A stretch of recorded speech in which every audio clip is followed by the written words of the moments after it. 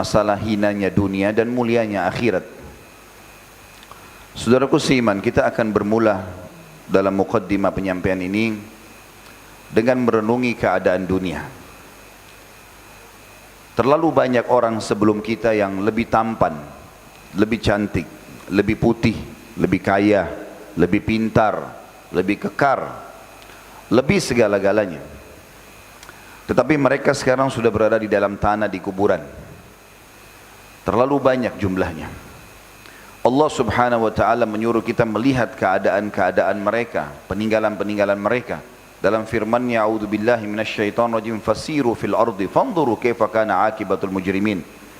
Jalanlah kalian di muka bumi ini, lihat bagaimana akibat daripada orang-orang yang telah berbuat kejahatan. Di Mesir masih ada piramidanya Fir'aun, bahkan muminya masih ada. Saya pernah beberapa waktu lalu membimbing umrah plus Mesir.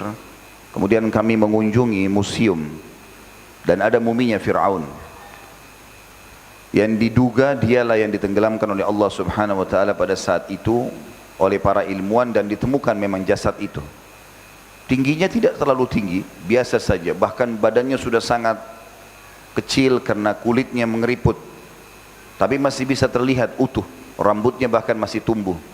Salah satu jemaah sempat berbicara di sebelah saya, membisikkan, Ustaz, ini Fir'aun yang dulu mengaku sebagai Tuhan. Saya bilang iya, inilah orangnya. Menurut penelitian ilmiah, inilah orangnya. Dan Al-Quran sudah menceritakan memang masalah itu. Begitu juga dengan habislah ceritanya, orang cuma mengenang, oh ada orang namanya Fir'aun, oh ini singgasananya, oh ini bajunya, oh ini dulu bentuk roda keretanya. Inilah piramida tempat dia mandi, tempat dia dijadikan sebagai simbol kuburan dan dewa-dewa yang mereka sembah pada saat itu. Juga kalau kita ke arah Asia, kalau Mesir, kalau Fir'aun ada di Afrika, di Asia juga ada peninggalan Namrud, kerajaan yang telah Allah subhanahu wa ta'ala hancurkan karena bangkang terhadap risalah Nabi Ibrahim alaihissalam. Masih ada semuanya, bentuk-bentuk istanahnya, peninggalan-peninggalan mereka, uang-uangnya, bahkan tempat mandi, tempat ini, segala macam hal. Kalau kita menuju ke Timur Tengah, kita akan temukan ada Madain Saleh, tempatnya Nabi Saleh alaihissalatu wassalam, yang tepatnya kaum Thamud, Allah subhanahu wa ta'ala binasakan. Tidak jauh dari situ ada tempatnya kaum Ad dan Iram.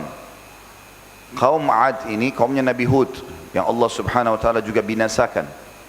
Kalau kita ke arah Jordania di utara Jazirah Arab, kita akan temukan ada Laut Mati, tempat kaum Lut dibinasakan. Dan sekian banyak Allah subhanahu wa ta'ala meninggalkan kepada kita bekas-bekas orang-orang yang telah berjaya sebelum kita. Dari orang-orang yang mujrim, orang yang jahat. Begitu juga Allah subhanahu wa ta'ala tinggalkan bekas orang-orang yang patuh dan saleh. Selamatnya Nabi Musa alaihissalam dan celakanya Fir'aun. Selamatnya Nabi Ibrahim alaihissalam dan celakanya Namrud. Selamatnya Nabi Salih alaihissalam dan celakanya kaum Thamud. Selamatnya Nabi Hud alaihissalam dan celakanya kaum Ad. Selamatnya Nabi Lut alaihissalam dan binasanya kaumnya. Ya, dan sekian banyak pelajaran-pelajaran yang bisa diambil. Yang perlu kita ketahui teman-teman sekalian, roda berputar di muka bumi ini sesuai dengan yang Allah subhanahu wa ta'ala sudah tentukan dan waktunya terbatas.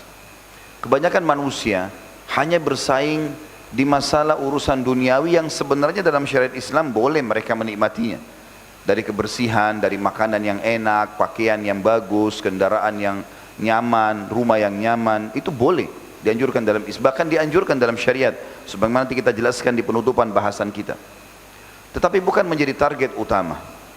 Syekh Utsaimin rahimahullah memberikan sebuah pesan tentang masalah dunia. Menurut saya sangat wajar untuk direnungi. Beliau mengatakan perumpamaan orang mukmin dengan dunia ini itu seperti orang yang masuk ke WC menyelesaikan hajatnya. Setelah hajatnya selesai maka dia tinggalkan masalah itu. Dia tidak akan berlama-lama di sana. Artinya dunia ditunggangi untuk kebutuhan akhirat. Seorang mukmin wajib yakin rukun iman yang kelima tentang adanya akhirat. Ada kehidupan abadi di sana. Dan dunia ini ditunggangi untuk lewat saja. Dan cukup banyak dalil yang akan kita sebutkan nanti insya Allah berhubungan dengan masalah itu. Oleh karena itu teman-teman sekalian, sering lewatin kuburan dan lihatlah batu nisan dan tanah itu. Kalau yang kita lihat batu nisan sama tanah dan kita hanya sekedar lewat, tidak mengambil pelajaran, sayang sekali. Di dalam tanah dan liang lahat itu, batu di bawah batu nisan itu, ada orang yang seperti kita, manusia. Mereka juga punya angan-angan seperti kita dulunya.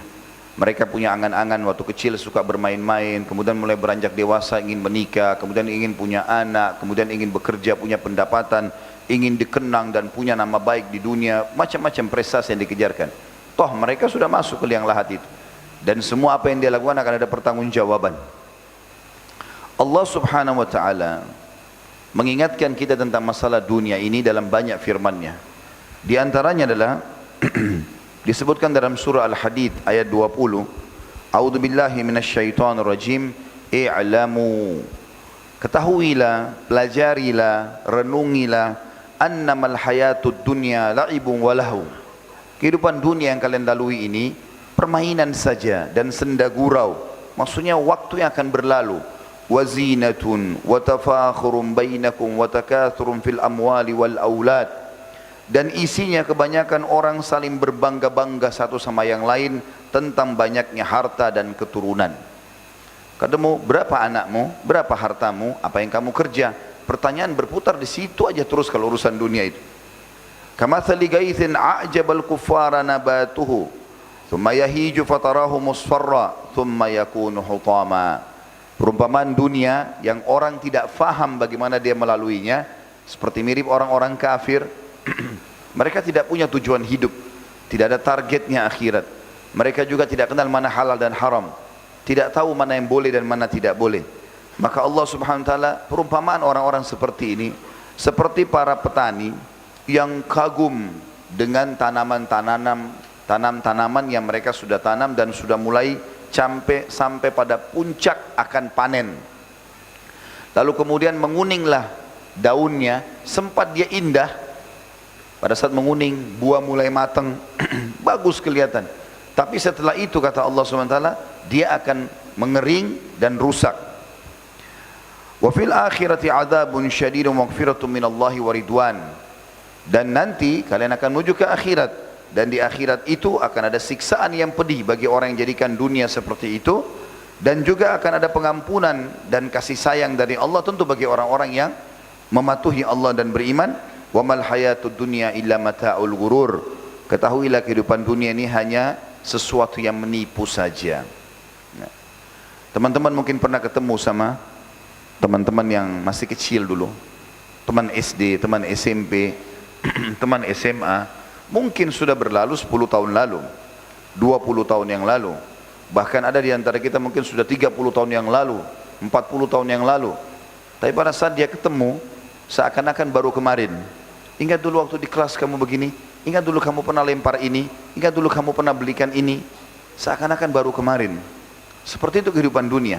Banyak orang tertipu karena dia anggap dirinya masih muda, kulitnya masih belum keriput, rambutnya belum putih. Padahal sebenarnya kematian tidak mengenal itu. Siapa saja bisa meninggal seketika.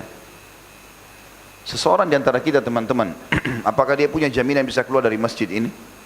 Saya sering kasih contoh, bukan sebagai doa tentunya, tapi bisa terjadi. Bisa saja dari salah satu dinding masjid ini ada malaikat maut terlihat, saya lihat, kemudian datang menjemput roh saya.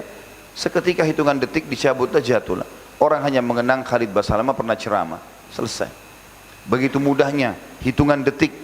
Orang kalau meninggal teman-teman sekalian tidak harus masuk ruangan ICU. Coba antum lihat rumah sakit, berapa ruangan ICU-nya? 2, 3? Mana lebih banyak? Orang yang sakit di dalam rumah sakit atau orang yang lula-lalang di depan rumah sakit? Kita akan temukan yang lula-lalang lebih banyak. Artinya orang kalau meninggal tidak harus tunggu sakit dulu, tidak harus tunggu tua dulu. Setiap saat kita terancam dengan kematian tersebut. Maka Allah memberikan perumpamaan dunia ini hanya begitu. Kamu tiba-tiba bisa hilang dan kembali kepada kehidupan yang Allah SWT sudah janjikan di akhirat nanti. Kalau orang beriman beruntung lagi dengan surga, kalau dia orang kafir maka akan siksaan api neraka. Begitu juga dengan ayat yang lain, surah Yunus surah nomor 10 ayat 24, Allah berfirman, A'udzubillahi minasyaitonir rajim, innama mathalul hayatid dunya kama'in anzalnahu minas sama'i fakhtalata bihi nabatul ardi mimma ya'kulun nasu wal an'amu hatta idza akhadatil ardu zukhrufaha وزينت وظن أهلها أنهم قادرون عليها أتاها أمرنا ليلا أو نهارا فجعلناها حصيدا كأن لم تغن بالأمس كذلك نفصل الآيات لقوم يتفكرون. Terjemahannya, sesungguhnya kehidupan dunia ini, perumpamaannya yang kalian berebut satu sama lain di antaranya seperti air hujan yang kami turunkan dari langit. Kemudian air hujan itu bercampur dengan tanah. Kemudian hiduplah dari tanah itu tumbuh-tumbuhan yang darinya manusia memakan dan hewan-hewan darinya. Sampai akhirnya pada saat bumi itu sudah berwarna yang cerah, sudah tumbuh segala macam hal-hal yang diinginkan dan diharapkan, dan para penduduknya mengira bahwasanya mereka mampu untuk panen, maka bisa saja tiba-tiba datang perintah kami di malam atau di siang hari, lalu kami binasakan dan kami jadikan seakan-akan belum pernah ada sebelumnya. Begitulah kami merincikan ayat-ayat kami bagi kaum yang mau berfikir. Berapa banyak teman-teman sekalian, petani sudah akan panen, sebentar lagi panen, subhanallah, di malam hari besok akan panen, Allah SWT utus para tikus datang menghabiskan semuanya, tidak jadi panen. Berapa banyak orang yang sudah mau panen, kemudian tiba-tiba malam hari hujan lebat, longsor, habislah semuanya. Dan sekian banyak hal yang bisa terjadi. Allah kirim hama, tiba-tiba rusak, penuh dengan ulat, tidak bisa panen. Atau bahkan Allah Subhanahu wa ta'ala bisa jadikan begitu sudah dipanen pun tidak ada yang beli, nggak ada kebutuhan, sehingga sampai rusak di pasar. Allah Subhanahu wa ta'ala memberikan perumpamaan dunia seperti itu. Artinya dunia itu betul-betul bukan menjadi target, tetapi dia akan berlalu. Kalau teman-teman pernah makan, pernah minum, ya, pernah menggunakan pakaian, pernah melihat pemandangan yang indah di muka bumi ini, coba bayangkan semua di sini yang pernah kita lewatin. Mungkin antum pernah rasakan pakaian yang paling antum suka pernah antum pakai, makanan yang paling lezat, minuman yang paling lezat, kemudian pemandangan. Mungkin kita pernah datang ke satu lokasi rimbun, indah gitu. Bayangkan semua itu yang kita anggap di dunia ini sangat luar biasa. Pertemukan coba itu dengan apa yang disabdakan oleh Nabi alaihi salatu wassalam. Tentu orang kalau mendapatkan yang terbaik di dunia, pakaiannya bagus, dia merasa bangga, makanannya enak, dia merasa senang. Maka pertemukan semua itu bagaimana Nabi SAW memberikan perumpamaan dunia yang kenikmatan itu dibandingkan akhirat. Nabi SAW mengatakan dalam sebuah hadis riwayat Muslim, wallahi mad dunya fil akhirah illa mathala ma yaj'alu ahadikum isba'ahu hadhihi wa asyara Yahya bis sabbaba fil yammi falyanzur bima yarja'. Artinya, demi Allah kata Nabi SAW, kehidupan dunia yang kalian kejar-kejar ini dibandingkan akhirat, perumpamaannya hanya seperti salah seorang di antara kalian memasukkan telunjuknya ke lautan. Kemudian Yahya yang mengisyaratkan atau yang meriwayatkan hadis ini mengatakan atau memberikan isyarat dengan jari telunjuknya. Lalu kemudian seakan-akan Nabi SAW mengatakan seperti jari telunjuk ini dimasukkan ke lautan. Maka lihatlah pada saat dia tarik kembali, berapa banyak tetesan air yang melekat di tangannya. Juga dalam sebuah riwayat yang sahih, riwayat Tirmidzi, pernah Nabi SAW lewat di pasar, kemudian beliau menemukan ada bangkai kambing yang sudah berapa hari dan bau sekali bangkai ini. Kemudian Nabi SAW memberikan kepada para sahabat sebuah pelajaran. Siapa yang mau beli ini? Maka para sahabat mengatakan, ya Rasulullah, jangankan sudah jadi bangkai, hidup aja nggak ada yang mau. Ya. Kemudian maksudnya dia kalaupun hidup ternyata kambing ini ada cacatnya, tanduknya patah, matanya buta, kakinya patah. Kalau hidup pun tidak ada yang mau ya Rasulullah. Siapa yang mau saya kasih? Maka tidak ada juga yang mau. Mengatakan sama, ya Rasulullah, jangankan dia sudah jadi bangkai, hidup pun kami nggak mau. Maka Nabi SAW titip pesan. Ini dalam retorika penyampaian namanya jadzbul intibah, menarik perhatian audiens dengan tujuan untuk ingin menyampaikan sesuatu yang penting setelah itu, dengan pertanyaan tentunya. Maka Nabi SAW setelah mendengar jawaban dari para sahabat, beliau mengatakan, "Wallahi lad dunya ahwanu 'ala Allahi min hadza 'alaikum." Ketahuilah bangkai ini ya, masih lebih baik ya, daripada dunia, atau lebih bangkai ini, dunia masih lebih terhina daripada bangkai ini di sisi Tuhan kalian. Jadi artinya nilainya sangat kecil bagi orang beriman dunia itu. Cuma betul-betul seperti tempat persinggahan saja. Disebutkan juga di dalam sebuah riwayat Imam Ahmad dengan sanad sahih, baginda Nabi SAW mengatakan, inna mat'am ibni Adam ju'ila mathalan di dunia, wa in kazzahahu wa mallahahu fanzuru ila ma yasir. Sesungguhnya Allah telah menjadikan makanan anak Adam sebagai perumpamaan dunia ini. Bagaimanapun hebatnya dia mencampur bumbunya dan juga memberinya garam supaya ada rasanya, maka lihatlah hasil terakhirnya makanan itu ke apa. Itu maksudnya adalah kepada jadi kotoran. Seperti itu perumpamaan dunia.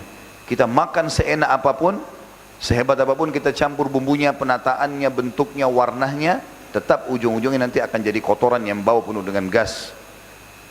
Mirip dengan riwayat ini juga disebutkan dalam riwayat Imam Ahmad yang lain bahwasanya Dahhak bin Sufyan radhiyallahu anhu pernah berkata, anna Rasulullah sallallahu alaihi wasallam qala lahu, bahwasanya baginda Nabi SAW berkata kepada Dahhak radhiyallahu anhu, ya Dahhak, ma ta'amuk, wahai Dahhak, apa yang kau makan yang paling enak yang kau suka apa?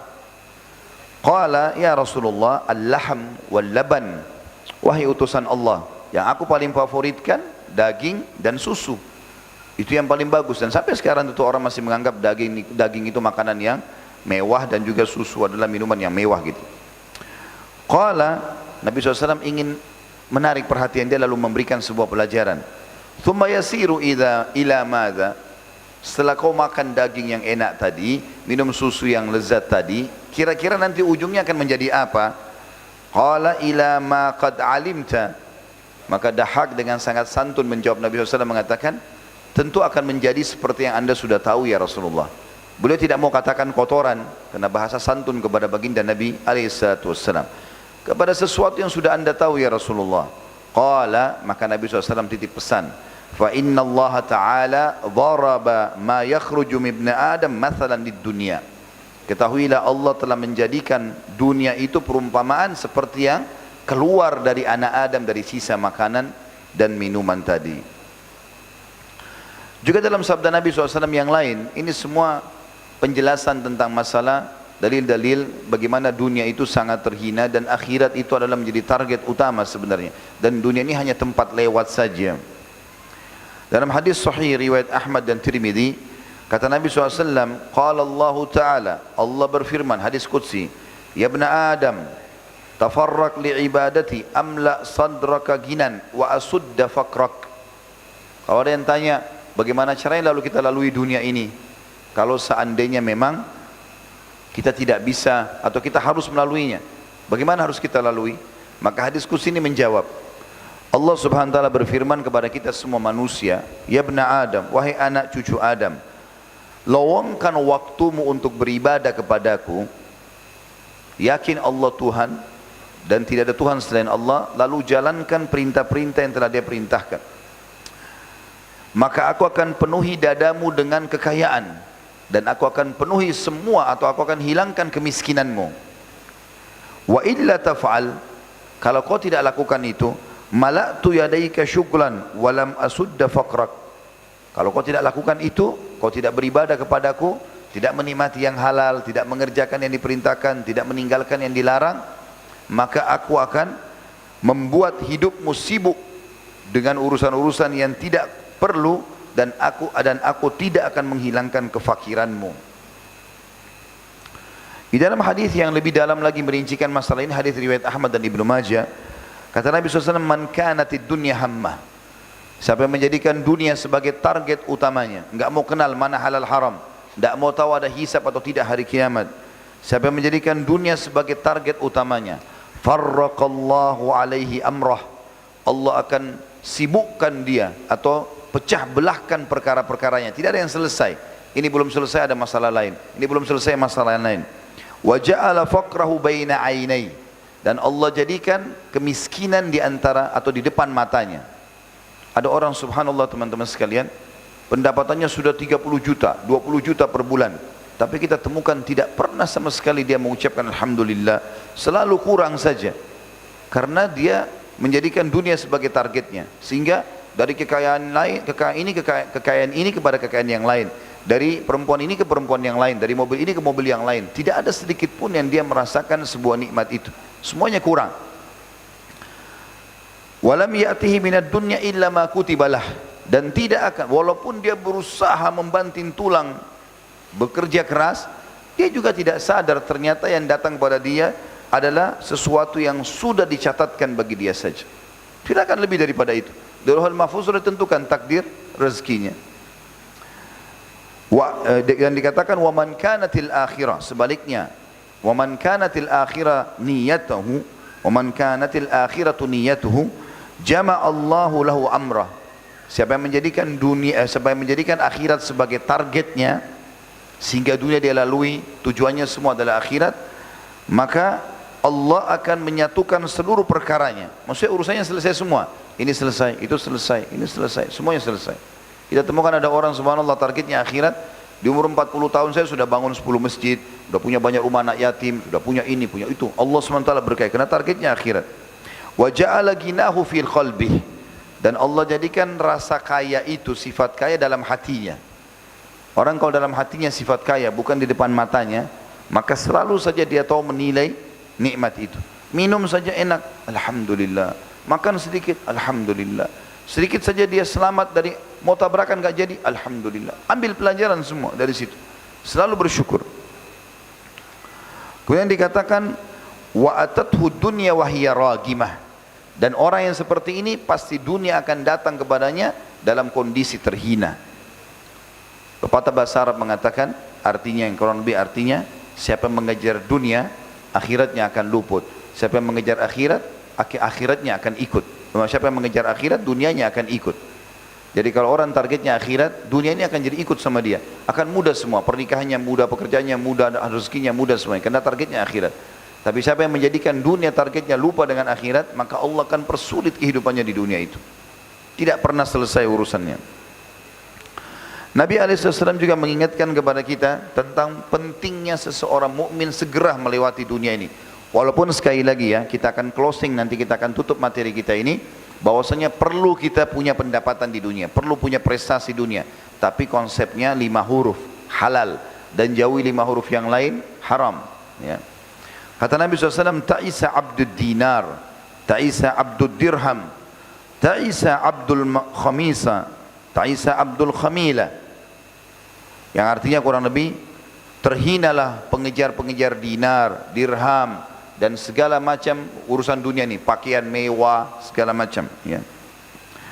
Idza u'tiya radhi, kalau Allah kasih dia rezeki dan apa yang dia inginkan, dia ridha. Wa in lam yu'ta sakhit, kalau dia tidak dikasih malah dia marah-marah. Ta'isa wan taqas, sungguh terhina orang seperti ini. Wa idza syika falan taqash, dan kalau dia tertusuk duri semoga tidak bisa mencabutnya. Maksudnya Nabi SAW menghina orang seperti ini. Tuba lil abdi akhadha bi'inani farasi, beruntung sekali seorang hamba yang segera mengambil tali kekangan kudanya.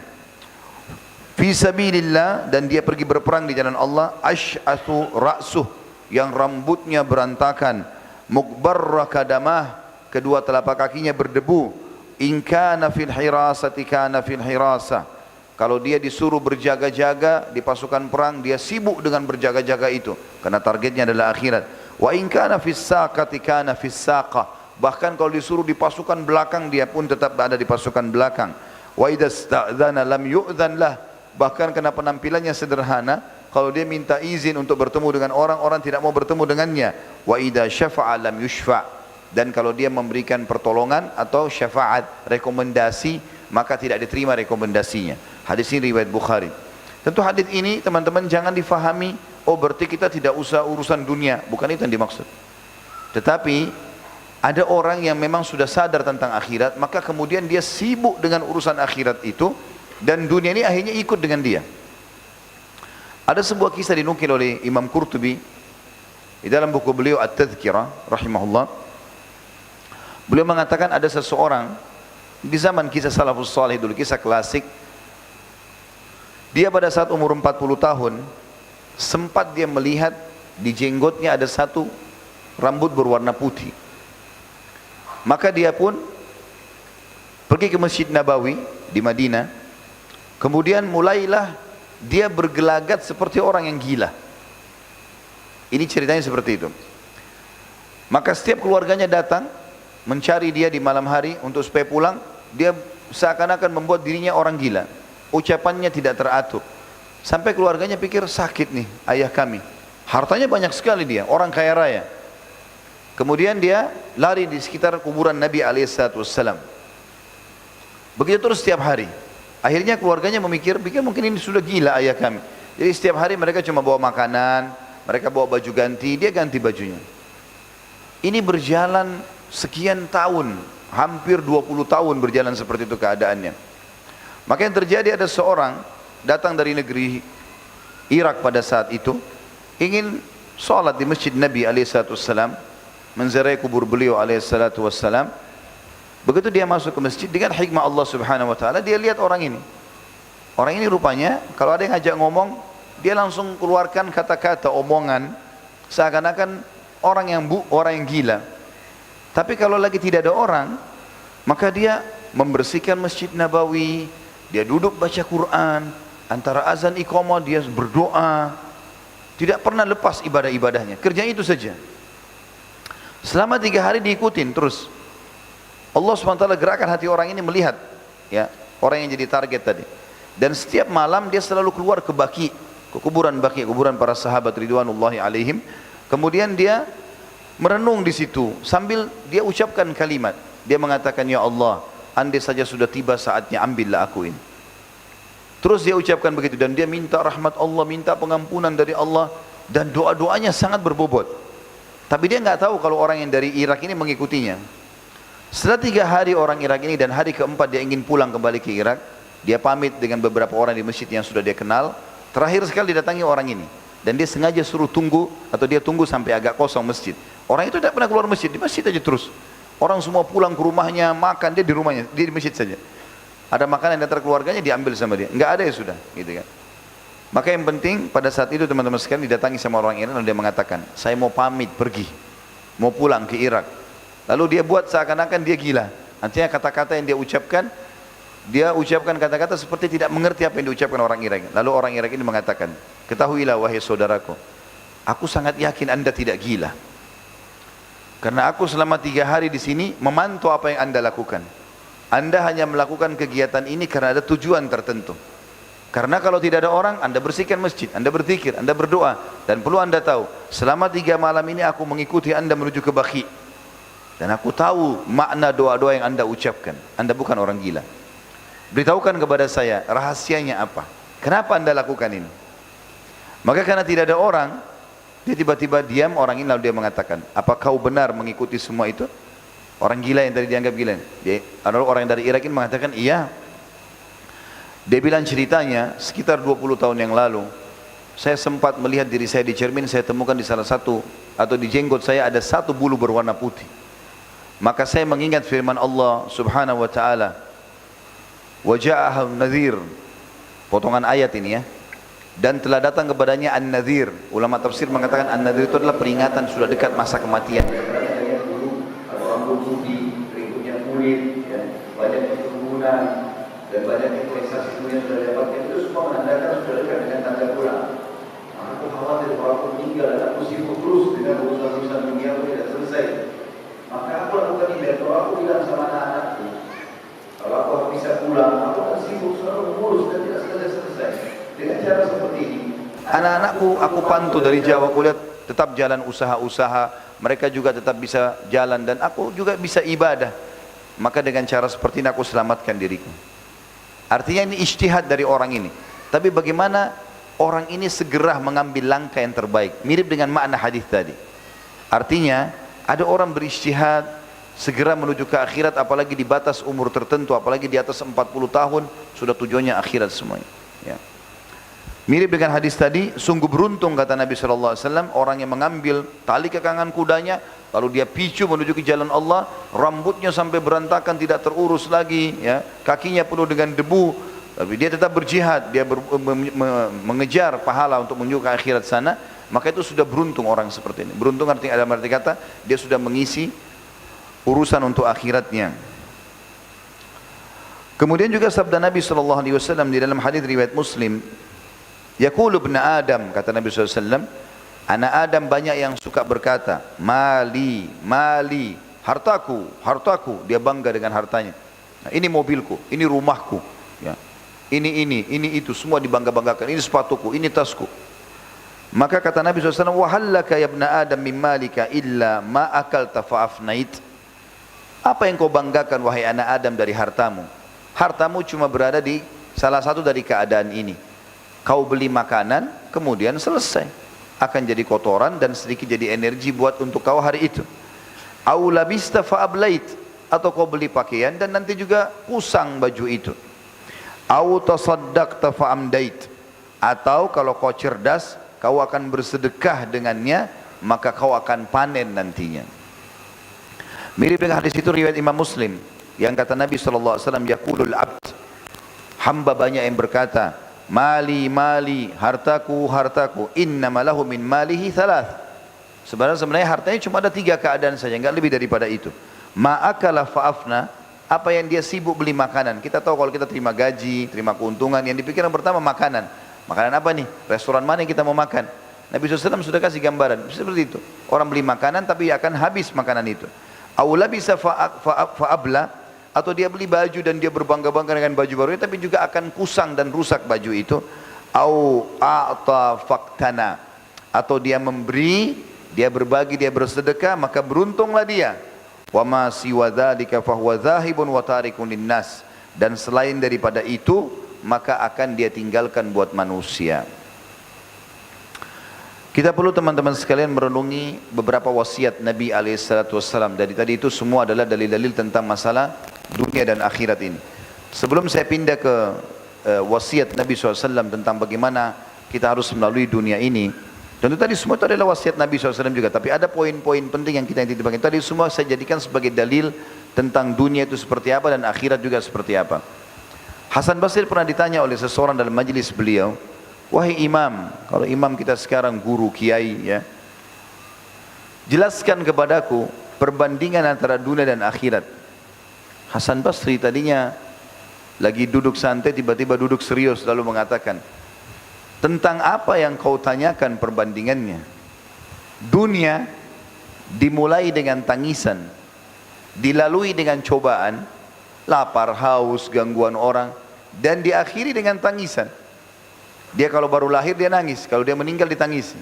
Sementara akhirat dimulai dengan kebahagiaan. Pada saat orang mukmin meninggal, dia lihat surganya, kebahagiaan, dan akan selamanya bahagia. Bagaimana bisa kau bandingkan antara dunia dan akhirat ini? Dan Allah Subhanahu wa taala berfirman dalam Al-Qur'an, a'udzubillahi minasyaitonir rajim, walal akhiratu khairun wa abqa. Ketahuilah bahwasanya akhirat itu jauh lebih baik dan jauh lebih kekal. Juga dalam firman Allah yang lain, walal akhiratu lahiyal hayawan, dan kehidupan akhirat itulah yang akan kekal selama-lamanya. Wasiat Nabi SAW untuk kita teman-teman sekalian masalah dunia ini, kata beliau dalam hadis Bukhari, kun fid dunya ka'annaka gharibun aw abirus sabil. Lalui dunia ini, silakan makan, minum, menikah, punya keturunan, kejar prestasi dunia ini, tapi jadikan dirimu seperti orang yang asing atau orang yang lewat saja, bukan menjadi target utama. Sehingga kita selalu ingin menjadikan dunia untuk akhiratnya. Kemudian di dalam riwayat yang lain ditambahkan wa'ud nafsaka min ahlil kubur, dan selalu persiapkan dirimu sebagai penghuni kubur, karena kau akan masuk kuburan itu. Kalau hari ini kita mandikan jenazah, kita taruh di geranda, kita kafani, sholati, lalu kita antar ke kuburan, maka besok kita akan seperti dia, sama. Tidak akan ada bedanya antara kita sama orang-orang yang sudah berlalu itu. Lalu Ibnu Umar radhiyallahu anhu menanggapi hadis Nabi SAW ini, dan ini disebutkan satu riwayat oleh Imam Bukhari, digabungkan. Kata Ibnu Umar dengan menanggapi hadis Nabi, yaqul idza amsayta fala tantadhirus sabah. Oleh karena itu, dari pesan Nabi ini ambil pelajaran, kalau kau tiba di sore hari, jangan tunggu sampai pagi hari, karena belum tentu kau tiba di pagi hari itu. Wa idza asbahta fala tantadhirul masa. Kalau kau tiba di pagi hari, jangan tunggu sore hari. Belum tentu kau hidup. Wa khudh min sihhatika limaradik. Maka selalulah maksimalkan masa kesehatanmu sebelum kau sakit. Wa min hayatika limautik. Dan hidupmu sebelum kau mati. Artinya gunakan kesempatan baik untuk beribadah kepada Allah Subhanahu wa taala. Teman-teman sekalian, kita melalui dunia ini disuruh oleh Nabi SAW mengisi dengan amal soleh dan menjauhi kemaksiatan. Kita perlu garis bawahi poin penting, bahwasanya dua-duanya punya kenikmatan. Ibadah itu punya kenikmatan, sebagaimana dosa punya kenikmatan. Tapi kedua kenikmatannya nggak bisa bersatu, mustahil bersatu, seperti minyak sama air. Kalau kita cenderung kepada salah satunya, maka yang lainnya akan hilang. Jadi misalnya orang sholat iya, ibadah semuanya dikerjakan, tetapi dia juga satu sisi masih melakukan kemaksiatan, maka kenikmatan akhiratnya akan hilang, tidak pernah khusyuk, dan kenikmatan dosanya juga tidak akan maksimal. Saya kasih contoh, kalau ada orang sholat iya, tapi dia juga mabuk, misal dia mabuk jam 4 subuh dan jam 5 subuh azan, dia mau sholat sambil mabuk, sambil dia kepikiran ini sebentar lagi azan subuh nih, maka mabuknya tidak maksimal ya. Jadi terganggu dengan adanya ibadah ini. Tapi kalau orang tidak pikirin ibadah, dia mabuk saja, sampai teler di pinggir jalan, dia tidak peduli, nggak ada sholat, nggak ada apa, azan, nggak penting, maka dia maksimal menikmati itu. Tapi ini tuh tidak baik ya. Begitu juga kalau kita ibadah dan meninggalkan semua kemaksiatan, kalau kita jadikan seperti timbangan, dua timbangan, kapan dia berimbang antara pahala amal soleh atau ibadah ini dengan dosa-dosa, maka dua-duanya akan hilang kenikmatannya. Orang kalau sudah faham agama, kemudian dia berpacaran haram, maka dia tidak nyaman jalan, takut ketahuan sama orang. Karena dia juga masih ibadah, ada keimanannya, ada juga kemaksiatannya. Tidak bisa ketemu ini, seperti minyak sama air. Kuncinya adalah, dia pilih salah satunya. Dia maksimal dalam ibadah, dan dia tutup semua pintu dosa, maka ini nanti rate-nya akan naik. Misal contoh sekarang Ramadan akan datang, dengan izin Allah SWT, semoga Allah berkahi waktu kita akan ibadah, siang hari kita puasa, malamnya kita tarawih, baca Quran, hadiri majlis ilmu, segala macam hal, dan pintu-pintu dosa kita tutup nih. Misal kita kena puasa, takut buat ini, takut nanti batal puasanya, ditutup sama dia. Nanti pasti dengan berjalannya waktu seminggu, 2 minggu, apalagi sampai sebulan, nanti rate imannya naik terus. Dosanya ditutup sama dia. Di sini dia rasakan kenikmatan ibadah. Kadang-kadang cuma dengar ayat walaupun tidak ngerti bisa nangis. Ingat dosa-dosa bisa nangis. Tersentuh karena imannya naik terus. Ini kenikmatan sudah dirasakan. Dia akan turun kalau orang buat dosa. Makanya kaidah ahli sunnah wal jamaah, iman bertambah dengan ketaatan, berkurang dengan kemaksiatan. Tapi kalau dia balik, amal solehnya pas-pasan, kemudian dosanya naik terus. Ya, dosanya lebih baik daripada amal solehnya, maka tidak akan pernah bisa khusyuk dalam masalah ibadah-ibadah tersebut. Maka kita tidak punya pilihan, pilih salah satunya. Menjadi orang yang baik sekalian dan patuh kepada Allah, atau menjadi orang buruk. Karena kalau di tengah-tengah juga tidak akan merasakan kenikmatan ibadah itu. Ada sebuah hadis Nabi SAW yang lain, yang mengingatkan kepada kita, dunia lalui tapi isi dengan hal-hal yang bermanfaat. Mali walid dunia, kata Nabi SAW, ada apa aku kejar-kejar dunia ini? Bersaing dengan orang-orang, tapi pada hal-hal yang negatif ya. Karena kalau bersaing dalam hal ibadah dianjurkan. Ma'ana wad dunia, sebenarnya antara aku dengan dunia ini, kata Nabi SAW, innama mathali wa mathalud dunia kamathali rakibin dhalla tahta syajaratin thumma raha wa tarakaha.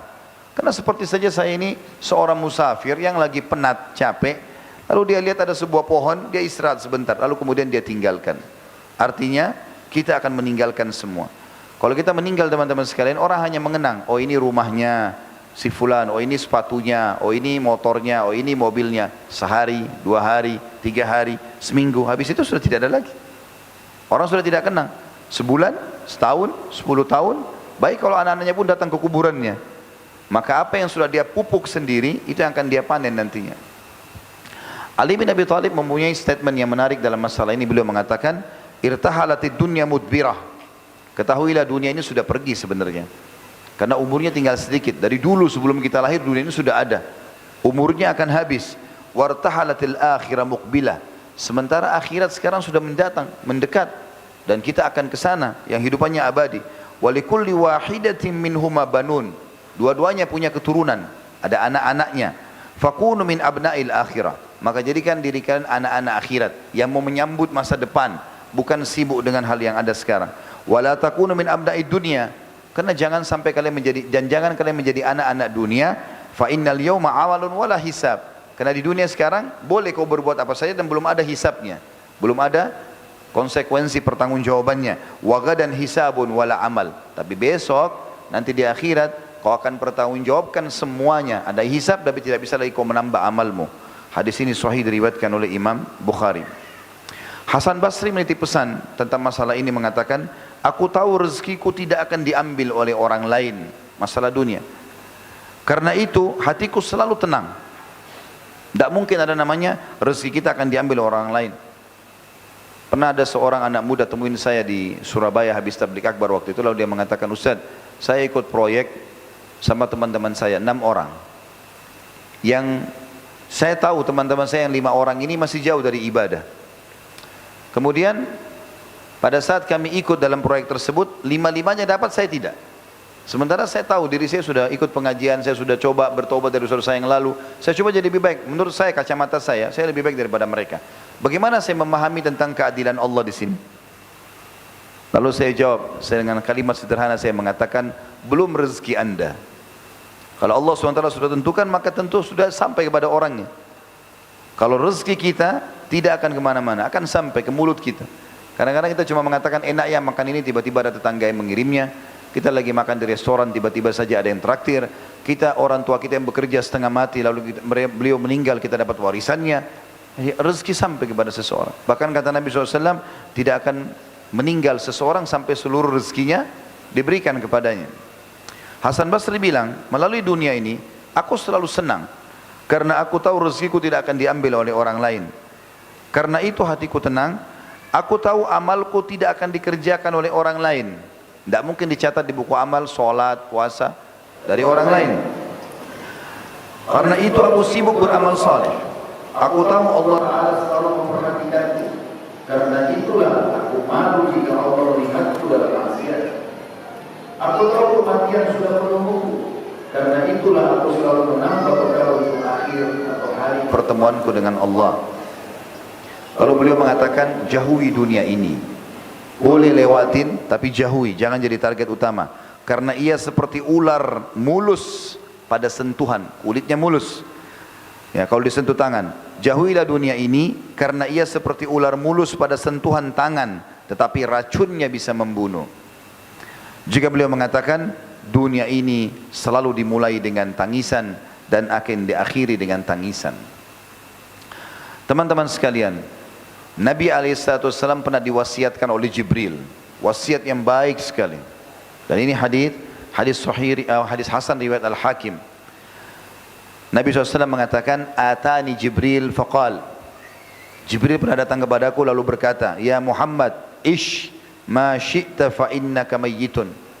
Hidup sesukamu hai Muhammad, toh juga kau akan mati nanti. Wa ahbib ma syi'ta fa innaka mufariquh. Cintai siapa saja yang kau mau, toh juga kau akan berpisah dengannya.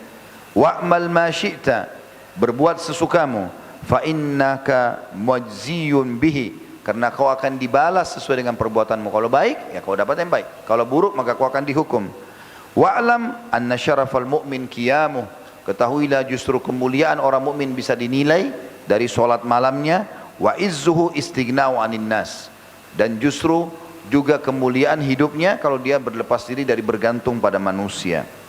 Kalau kita bermuamalah di dunia ini teman-teman sekalian, bermuamalah semua karena mencari ridha Allah. Karena kalau seandainya kita mencari ridha manusia, maka Allah bisa balik keadaan. Ada orang sudah tahu ini haram, tetapi bagi dia yang penting atasan saya suka, yang penting mertua saya suka, istri atau suami saya suka, nggak masalah. Yang penting saya melanggar agama pun tidak ada masalah. Dan ini berbahaya. Dia tidak sadar Allah bisa membalik keadaannya. Yang tadinya dia buat ingin manusia itu ridha dan dia dapat manfaat dari itu, maka Allah balik keadaan, tiba-tiba orang itu bisa jadi musuhnya. Selama itu adalah perbuatan dosa kepada Allah. Itu yang Nabi SAW menyebutkan di dalam hadisnya, man ardan nasa bi sakhatillah, siapa yang membuat manusia ridho, tapi pada sesuatu yang Allah murkahi, wakkalahu Allahu ilan nas, Allah akan buat dia bergantung pada manusia. Wakkalahu ilan nas, kata ulama hadis adalah Allah gantungkan dia pada manusia, atau Allah akan selalu buat dia bergantung, mengemis dan minta-minta. Wa man askhatan nas biridallah, dan siapa sebaliknya membuat manusia marah tapi karena Allah ridho dengan perbuatan tersebut, tetap aja dia komit menjalankan, kafahullahu ma'unatan nas atau mu'natan nas, maka Allah akan buat dia terlepas daripada ketergantungan pada manusia itu. Hadis sahih diriwayatkan oleh Ibnu Hibban. Juga seseorang berkata dari sahabat, "Qila ya Rasulullah, ayyul mu'minuna afdal?"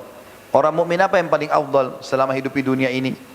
Maka faqal ahsanuhum khuluqa, orang yang paling baik akhlaknya, santun, ramah dan seterusnya. Qala fa ayyul mu'minina akyas? Lalu orang mukmin siapa yang paling cerdas? Qala aktsaruhum lil mauti dzikra, orang yang paling banyak mengingat kematian, wa ahsanuhum liman ba'dahu isti'dada, dan yang punya persiapan yang sangat baik setelah kematian itu.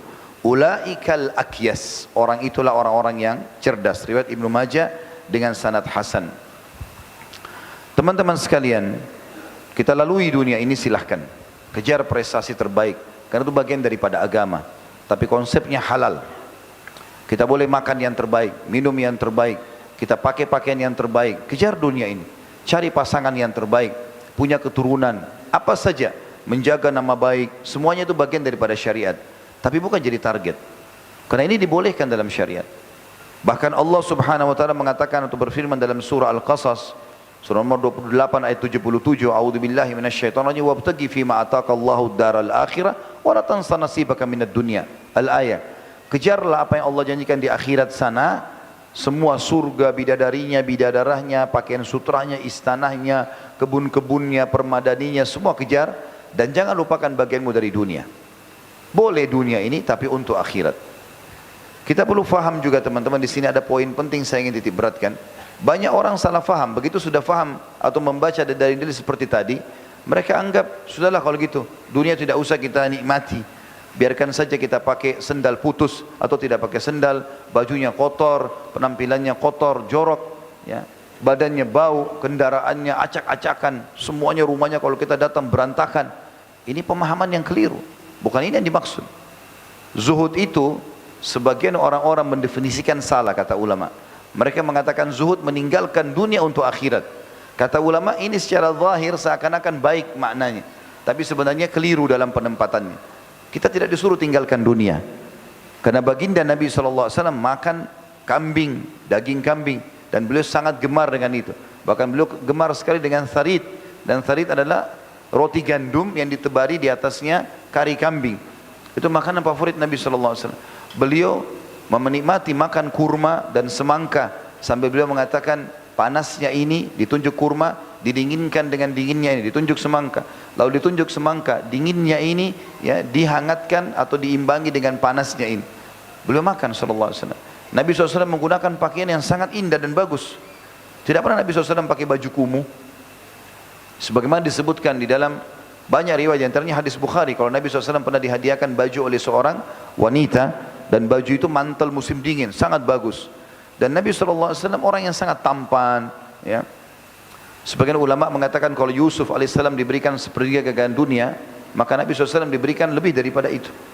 Orang kalau melihatnya suka, tampan, ya, bersih, putih, Nabi SAW untuk dihadiahkan beliau pakai, dan semua sahabat di masjid kagum, sambil mengatakan, di antara mereka yang meriwayatkan hadis, kami tidak pernah melihat orang setampan dan seindah Nabi SAW setelah pakai jubah itu. Beliau pakai baju yang sangat bagus, ya. Beliau pernah menolak baju satu-satunya waktu Umar bin Khattab tawarkan karena sutra. Dan laki-laki tidak boleh pakai sutra. Ada baju sangat bagus dari sutra. Lalu Umar bin Khattab mengatakan, ya Rasulullah, tidakkah anda beli baju ini? Lalu kemudian anda pakai pada saat hari Jumat, menyambut tamu, hari raya, Idul Adha, Idul Fitri. Maka Nabi SAW mengatakan, tidakkah kau tahu hai Umar bahwasanya Allah telah mengharamkan bagi kaum laki-laki sutra? Enggak boleh. Berapa hari kemudian Nabi SAW mengirim baju sutra yang sama itu, jubah, kepada Umar bin Khattab. Lalu Umar heran, berapa hari lalu Nabi SAW larang, kenapa sekarang Nabi malah kirim? Maka beliau segera ke rumah Nabi SAW lalu mengatakan, ya Rasulullah, bukankah anda melarang kami untuk menggunakannya? Kenapa anda kirim kepada saya? Kata Nabi SAW, aku tidak mengirimnya untuk kau pakai, tapi sedekahkanlah. Gitu kan? Karena itu haram, tidak boleh. Orang kasih kepada saya, sedekahkan saja. Maka Umar pun mengirim kepada adiknya yang masih kafir di Mekah. Sampai keluar fatwa sebagian ulama bolehnya memberikan hadiah saudara atau kerabat yang masih kafir, karena masalah perbuatan atau diambil dari sikap Umar radhiyallahu anhu ini. Itu saja yang Nabi SAW tolak. Tapi kalau hadiah semua Nabi terima. Nabi SAW punya imamah berwarna hijau, ada yang berwarna hitam, ada yang berwarna putih. Nabi SAW punya baju, beberapa buah baju yang bagus. Bahkan Nabi SAW memiliki beberapa ekor unta. Ya. Beberapa athar menyebutkan kalau Nabi SAW berpoligami, punya berapa rumah. Di setiap rumah itu ada unta untuk ummahatil mukminin. Dan kalau unta itu sekarang mobil Alphard, mahal. Gitu kan.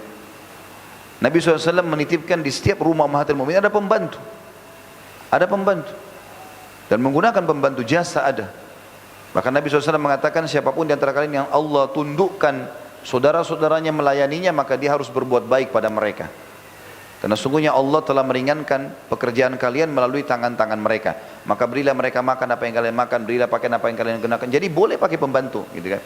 Nabi SAW pernah menemukan sendal beliau putus, lalu beliau menjahitnya. Dan beliau juga menerima hadiah sendal lain baru dari para sahabat, gitu kan. Jadi semuanya ada, ya. Nabi SAW menikmati masalah itu. Nabi SAW memiliki beberapa sahabat yang membantu beliau, bukan satu dua orang. Seperti Abdullah bin Mas'ud khusus untuk menyiapkan siwak dan sendal Nabi SAW. Kita tahu Zaid bin Haritha, anak mantan budaknya Nabi SAW, lalu dibebaskan, kemudian dia jadi anak angkat Nabi sementara waktu di Mekah, kemudian kembali lagi kepada anak angkat, ya, pernah dibebaskan Nabi SAW dan anak angkatkan. Ini juga membantu Nabi SAW. Begitu juga dengan anaknya Usama bin Zaid radhiyallahu anhu ajma'in. Kemudian Nabi SAW juga punya Anas bin Malik, khusus untuk belajar untuk beliau di pasar. Beliau punya seorang bernama Kirkira, orang yang berbunyi kitab yang khusus mengangkat kelana Nabi SAW di budaknya. Nabi SAW punya banyak pembantu-pembantu yang membantu beliau. Nabi SAW punya beberapa pedang perisai yang beliau berikan nama masing-masing daripada benda-benda ini. Dari satu sisi yang lain, Nabi SAW mengatakan, cintakan kepada dunia kalian ini karena adanya wanita dan minyak wangi. Nabi SAW suka begini, bukan tidak suka, tapi bukan menjadikan target utama. Maka jangan juga kita tidak boleh ifrat, tidak boleh kafir, tidak boleh berlebihan dalam meninggalkan dunia. Tidak boleh juga kita terlalu mencintai dunia. Kita memiliki unggahan untuk akhirat. Maka Nabi SAW memberikan contoh yang sangat baik di sini. Beliau makan makanan yang baik, beliau juga makan yang baik. Dan Allah mengatakan kita makan yang halal dan thayyibah. Makan yang halal dan thayyib, ini berkualitas, gitu kan? Maka kita harus tahu makna zuhud yang sebenarnya adalah mendahulukan akhirat dari dunia, bukan meninggalkan dunia. Kalau meninggalkan dunia berarti kita tidak akan pernah lagi melakukan perbuatan-perbuatan yang bisa menikmati dunia ini. Makanya sebagian orang yang salah faham di sini mengatakan kita tidak usah pikirkan dunia, makan roti kering saja, ya. Tidak usah pakai kendaraan, nanti berlebihan mencintai dunia. Saya pernah masuk di sebuah masjid, itu hari di daerah Surabaya. Waktu saya pas mampir di rumah kakak saya, lalu saya mampir sebuah masjid. Ada seorang berdiri habis sholat, lalu kemudian dia ceramah. Di antara kalimat yang diceramahkan adalah, kita nggak usah terlalu pikir dunia ini. Udahlah, nggak usah pakai baju satu saja cukup, nggak usah begini dan begitu, nggak usah makan yang enak. Jadi banyak hal yang disuruh tinggalkan sama dia. Padahal sebenarnya Allah SWT suruh kita makan yang baik. Allah SWT menyuruh kita menggunakan pakaian yang terbaik. Ada sahabat pernah teman-teman dalam hadits Bukhari, itu di masjid berantakan. Maksudnya kelihatan orang ini berantakan, rambutnya berantakan, pakaiannya biasa. Nabi SAW tanya, kau ini punya sesuatu enggak dari harta? Dia bilang ada ya Rasulullah. Kata Nabi SAW, apa hartamu? Dia bilang saya punya unta, saya punya kuda, saya punya keledai, saya punya domba. Artinya orang kaya, gitu kan. Lalu kata Nabi SAW, kalau begitu mana kau dari bekas nikmatnya Allah? Innallaha yuhibbu an yara athara ni'amihi ala 'abd. Allah sangat suka melihat bekas nikmatnya pada hambanya. Tidak benar orang mukmin itu kalau sudah faham masalah akhirat kemudian dia pakaiannya kumuh, masjidnya kotor, rumahnya kotor, makannya tidak mau yang enak. Enggak, keliru. Sebagian ulama memberikan gambaran tentang termasuk bentuk syukur kepada Allah adalah kalau seseorang itu menikmati dari dunia selama itu halal dan tidak berlebihan. Misal saya kasih contoh, kalau kita masuk supermarket, Ada anggur harga 200.000 kualitasnya A, bagus. Ada anggur kualitas B harganya 150.000. Kita mampu, kita beli yang A dengan niat menikmati apa yang Allah sudah berikan. Itu ada pahalanya sendiri dan dibolehkan. Karena masuk dalam makna thayyibah. Halalan thayyibah, halal artinya dibolehkan, thayyibah artinya yang berkualitas, yang bagus gitu. Kita tahu yang dijanjikan oleh Allah, yang dihalalkan oleh Allah SWT, daging ini, daging itu. Yang diharamkan sedikit. Misal Allah haramkan babi, nggak boleh. Allah sudah perlihatkan babi itu seperti apa, ini jangan dimakan, ya berbahaya buat kalian. Lalu Allah ganti dengan daging yang lain banyak, sapi, kambing, ayam, semua hewan-hewan di air halal. Kita disuruh makan, suruh nikmati itu. Maka perlu difahami makna zuhud di sini supaya tidak salah faham. Ya, bahwasanya kita boleh nikmati dunia. Bahkan kita boleh dalam Islam dan sangat dianjurkan mengejar prestasi terbaik dari harta, dari jabatan, dari prestasi pendidikan. Kalau kita sekarang titel akademik, silahkan kejar yang terbaik. Bahkan itu bagian daripada yang terbaik dalam agama. Pernah Abdullah bin Umar radhiyallahu anhu, di umur beliau sudah sangat tua, rambutnya semua putih, alisnya putih, jenggotnya putih. Beliau mengambil bibit kurma kecil, lalu mau ditanam. Bibit kurma ini mirip kelapa kalau kita, tumbuhnya lama sekali gitu kan. Maka beliau tancapkan, sebagian murid-muridnya di sebelah nanya, "Wahai Ibnu Umar, semoga Allah selalu menjaga anda. Apakah anda bisa ambil manfaat dari pohon kurma ini?" "Saya pohon kurma ini sudah lama tumbuhnya dan anda sudah tua." Kata beliau, orang mukmin fikirannya begitu. Dunia ini tanam pohon, tapi ada urusan dengan akhirat. Dia mengatakan, kalau tidak bermanfaat, kalau aku tidak ambil manfaat darinya, akan bermanfaat bagi orang setelahku. Artinya akan jadi amal untukku nanti. Sesuai dengan sabda Nabi SAW, kalau di tangan seseorang di antara kalian ada bibit tanaman dan besok dia tahu kiamat, tetap dia tancapkan masalah itu. Tetap dia tancapkan masalah itu. Yang ingin saya sampaikan teman-teman sekalian, kejar prestasi dunia ini. Tunjukkan yang terbaik sebagai seorang muslim. Masjid kita, badan kita, rumah kita, kendaraan kita, cari yang terbaik. Dan harus selalu bersih. Allah SWT suruh kita itu. Kata Nabi SAW, "Inna Allah jamilun yuhibbul jamal." Allah indah, rapi, bersih, suka dengan semua itu. Allah janjikan kita di akhirat, surga, semuanya keindahan. Bidadari digambarkan dengan kecantikannya, bidadara dengan keindahannya. Allah SWT gambarkan mereka seperti permata-permata. Ya, kalau bidadari hurun ain, kalau bidadara diistilahkan dengan wildanun mukhalladun. Kemudian juga taman-tamannya, pakaian-pakaiannya, istanahnya dari emas, pohon, segala macam hal, semuanya keindahan. Kita kembali kepada riwayat dunia. Pernah ada sahabat juga masuk ke masjid, rambutnya berantakan. Lalu kata Nabi SAW, suruh orang ini keluar. Suruh orang ini keluar dulu. Suruh sisir rambutnya dengan rapi, baru masuk ke masjid. Perhatikan tentang keutamaan sholat Jumat. Kata Nabi SAW, siapa yang mandi di hari Jumat dengan sebersih-bersihnya, pakai baju terbaiknya, menggunakan minyak wangi yang terbaik yang dia miliki, menyisir rambutnya dengan rapi, kemudian dia ke masjid dan dia kerjakan sholat yang diperintahkan, maksudnya tahiyat masjid, kemudian dia tidak memisahkan antara dua orang yang duduk dan dia dengarkan khutbah lalu dia sholat, kecuali dibersihkan dosa-dosanya yang telah lalu. Rentetan kebersihan dan kerapian berhubungan sekali dengan masalah pengampunan dosa. Oleh karena itu teman-teman, dunia kita disuruh kerjakan. Jadi bukan berarti tadi awal kita sampaikan dunia itu terhina segala macam. Itu terhina kalau kita jadikan sebagai target. Tapi kalau kita tunggangi untuk mendapatkan kebaikan di akhirat, maka akan berbeda hukumnya. Saya akan bacakan teman-teman sekalian beberapa statement kaum salafus saleh tentang masalah pentingnya seseorang tetap ada prestasi dunianya, tapi tentu kita bukan menjadikannya sebagai target utama. Ada beberapa dalil atau beberapa kisah ya yang berhubungan dengan masalah itu. Dalil yang dulu saya sampaikan. Di antaranya sabda Nabi saya baca dari firman Allah SWT dulu dalam surah Al-A'raf ayat 32. A'udzubillahi minasyaitonir rajim. Qul man harrama zinatallahi allati akhraja li'ibadi wat-thayyibati minar rizq. Qul hiya lil ladzina amanu fil hayatid dunya khalisatan yaumal qiyamah. Al-ayat artinya, katakan hai Muhammad, siapa yang berani mengharamkan perhiasan dunia ini, makanan bagus, pakaian, penampilan, ya, kesehatan. Siapa yang mengharamkan itu untuk hamba-hamba Allah yang telah Allah keluarkan buat hamba-hambanya? Dan juga thayyibat minar rizq. Makna thayyibat minar rizq bisa makanan yang wangi, yang bagus, pakaian yang bersih, segala macam. Katakanlah hai Muhammad, itu memang aku peruntukkan, kata Allah, untuk hamba-hambaku yang beriman di kehidupan dunia. Dan mereka akan juga menikmatinya di akhirat. Juga dalam firman Allah Subhanahu wa taala dalam surah Al-Maidah ayat 15, A'udzubillahi minasyaitonir rajim, huwallazi ja'ala lakumul arda dhalulan famshu fi manakibiha wa kulu min rizqi wa ilaihin nusyur. Katakan hai Muhammad, dialah Allah yang telah menjadikan bumi ini terhampar untuk kalian. Jalanlah di muka bumi, menyebarlah dan makanlah dari rezeki-rezeki Allah. Nikmati, silakan. Makan buah-buahan yang bagus, minuman yang enak segala macam, dan ketahuilah kalian akan dikembalikan kepadanya. Tentang kegiatan orang-orang kaum laki-laki di hari Jumat disuruh secara khusus mencari rezeki. Dalam surah Jum'ah ayat 10, A'udzubillahi minasyaitonir rajim, fa idza qudiyatis salatu fantashiru fil ard wabtagu min fadlillah wadhkurullaha katsiran la'allakum tuflihun. Kalau kalian selesai mengerjakan solat Jumat, menyebarlah di muka bumi. Dan apa yang dikerjakan? Kumpul-kumpul sama orang?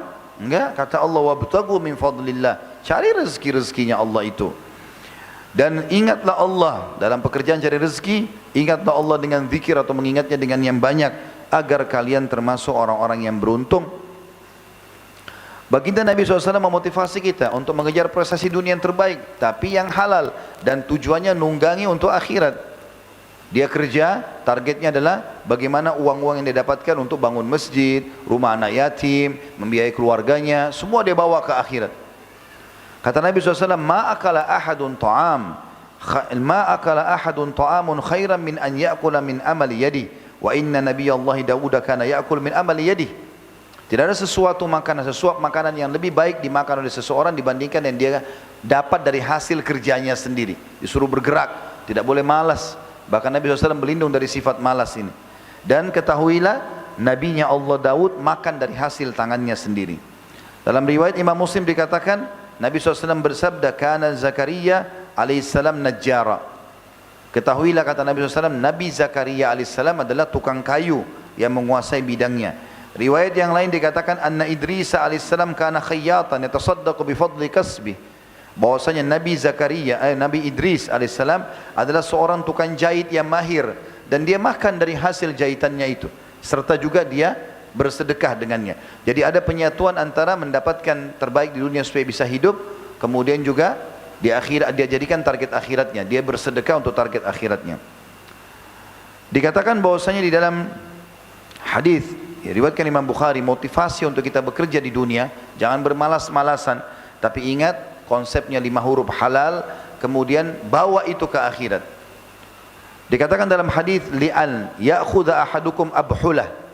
Ketahuilah, kata Nabi SAW, seseorang di antara kalian membawa potongan-potongan talinya. Thumma ya'til jabal, lalu dia datang ke atas sebuah gunung. Riwayat lain, kemudian dia datang ke hutan, ya.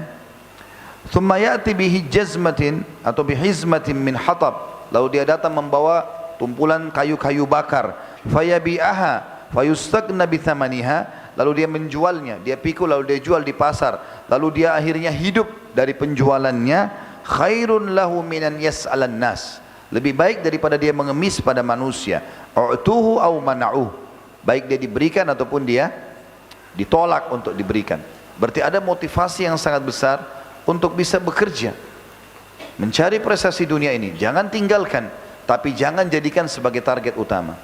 Ya, biasanya dasarnya itu adalah orang kalau targetnya akhirat, dia cuma fokus kepada yang halal, dan setiap kali ada harta dia sibuk, apalagi yang saya harus keluarkan nih, kemana lagi saya harus keluarkan. Ada seorang salafus saleh, dia dengan beberapa sahabat-sahabatnya bergerak dalam bisnis perniagaan dan semuanya sukses. Tapi rupanya teman-temannya ini tidak pernah menjalankan sedekah, selalu nabung saja, sehingga ada gudang mereka harta penuh dengan harta. Yang satu ini tokoh kita, tidak disebutkan namanya, saya tidak temukan namanya dalam kisah ini, tapi dikatakan dalam athar ini insyaallah sahih. Dia katakan dia sendiri tidak nabung, setiap ada hartanya selalu dia keluarkan, dia pakai kebutuhan dia, tambahin modal, disedekahkan. Sedekahnya ini membuat dia tidak punya tabungan. Maka teman-temannya bilang, kau tidak sayang dengan hartamu? Setengah mati kerja, toh juga kemudian kau habiskan begitu saja, sedekah terus. Kami lihat gudang-gudang kami penuh, kau tidak sayang dengan hartamu? Maka kalimat sayang ini digarisbawahi sama dia. Dia mengatakan, justru kalian yang tidak sayang harta kalian. Karena sayangnya saya sama harta saya, sampai saya bawa ke sana, Maksudnya ke akhirat. Saya sedekah ini saya bawa ke akhirat. Kalian yang tidak sayang, kalau kalian meninggal jadi warisan semua ini. Maka statement yang sangat menarik dari seseorang yang faham tentang konsep masalah ini. Dikatakan juga bahwasanya para sahabat Nabi ridwanullahi alaihim imtahanul mihan. Mereka berusaha untuk menguasai bidang-bidang spesialis di dunia ini. Wa ba'u wasyarau. Mereka beli dan mereka menjual. Wa talabur rizqil halal. Sibuk mencari rezeki-rezeki halal.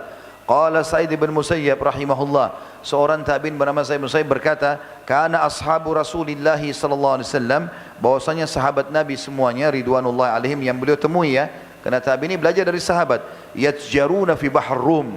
Mayoritas mereka berniaga sampai ke laut-lautnya bangsa Romawi. Umar bin Khattab berkata radhiyallahu anhu, ta'allamul mihna, belajarlah keterampilan-keterampilan itu. Apa saja yang kalian mampu. Fa innahu yushiku an yahtaja ahadukum ila mihnati. Karena pasti nanti dia butuh kepada keterampilannya itu. Kuasai. Orang mukmin bukan berarti vakum, tidak bergerak, udah di masjid aja duduk tanpa ada ibadah, tanpa ada pekerjaan dan usaha. Ini keliru. Juga Abu Darda radhiyallahu anhu dikatakan dalam riwayat yang sahih, la yukidun nara tahta kidrihi hatta tadma ainah. Abu Darda menjual makanan dan boleh masak sendiri. Jadi saking seringnya masak sampai kadang-kadang asap hitam dari bawah pancinya itu mengenai matanya sehingga membuat matanya menangis radhiyallahu atau mengeluarkan air mata radhiyallahu anhu karena mencari rezeki halal. Dan Aisyah juga berkata radhiyallahu anha, kana Abu Bakar radhiyallahu anhu atjaru Quraisy hatta dakhala fil imarah. Bahwasanya Abu Bakar adalah orang Quraisy yang paling mahir dalam berdagang ya, sampai beliau masuk ke pemerintahan. Waktu sudah ada amanah pemerintahan beliau berhenti. Tapi dulunya beliau berdagang. Seorang tabi'in bernama Qais bin Asim rahimahullah berkata atau mewasiatkan anak-anaknya pada saat dia mau meninggal, ausa Qais bin Asim abnahu inda wafati, pada saat dia mau meninggal dikasih wasiat. Faqal, beliau berkata, alaikum bil mali wastina'ah, kalian harus cari harta itu dan urus baik-baik harta-harta itu, prosesi dunia ya. Fa inna mambahatul karim, karena dia pendapatan yang bagus. Kalau dia halal, dia bagus. Kita bisa bangun masjid, rumah anak yatim, bisa infak untuk jihad. Bahkan mayoritas ayat tentang jihad selalu Allah dahulukan bi amwalikum wa anfusikum, harta kalian, jiwa kalian. Nabi SAW juga begitu. Kalau mau jihad, semua peperangan Nabi suruh dulu jihad, kumpulkan harta. Beliau tunggu di masjid, lalu sahabat mengumpulkan. Setelah siap, baru beliau siapkan pasukan perang ya. Nah, harta dibutuhkan di sini. Wa yustagna bihi anil laim, dan bisa menyelamatkan dari keterhinaan. Nah. Wa iyyakum wal mas'alah, dan hati-hati dari mengemis. Fa innahu akhiru kasbar rajul, karena dia pendapatan terakhir bagi seseorang. Kalau betul-betul dia bangkrut usaha, sudah berusaha cari sana sini tapi tidak dapat, baru kemudian dia boleh meminta di sini. Sa'id bin Musayyib juga berkata, la khaira fi man la yatlubul mal, tidak ada kebaikan bagi orang yang tidak berusaha mencari harta tapi yang halal di dunia. Yaqdi bihi dainah, dia bisa membayar utangnya dengan pendapatan itu. Wa yasunu bihi irdhah, dan dia bisa memuliakan nama baiknya dengan harta itu. Wa yaqdi bihi dhimamah, dia penuhi kebutuhan-kebutuhannya. Wa in mata, kalaupun dia mata atau mati maksudnya, kalau dia pun mati, taraka mirathan liman ba'dah, dia akan tinggalkan warisan bagi ahli warisnya. Dahak ibn Muzahim juga, Dahak ibn Muzahim mengulangi hadis saja, saya sudah sebutkan hadis tadi, saya langkahi. Umar bin Khattab juga pernah berkata, maksabu fi di'anah khairu min su'alin nas, pencarian pendapatan dalam keadaan susah payah, angkat batu, kumpulin ini, mungkin buang sampah, apa saja, dalam keadaan susah payah, jauh lebih baik daripada mengemis dengan manusia. Ada wasiat menarik teman-teman sekalian dari Luqman Al-Hakim. Luqman seorang yang saleh, dalam pendapat yang kuat mengatakan dia adalah seorang yang saleh yang Allah kekalkan namanya dalam Al-Quran, surah Luqman. Dinukil sebuah kisah, dikata dia pernah mewasiatkan kepada anaknya, ya bunayyi, wahai anakku, istagni bil kasbil halal, selalu cari rezeki halal itu. Jangan kau diam, jangan vakum, jangan malas, bergerak cari pendapatan yang halal. Fa innahu maftaqara ahadun illa asabahu ihda thalathu khisal, Tidak ada orang yang meninggalkan mencari rezeki halal di dunia ini kecuali dia akan ditimpa salah satu dari 3 masalah besar. Yang pertama, rikkatun fi dinihi. Agamanya lemah.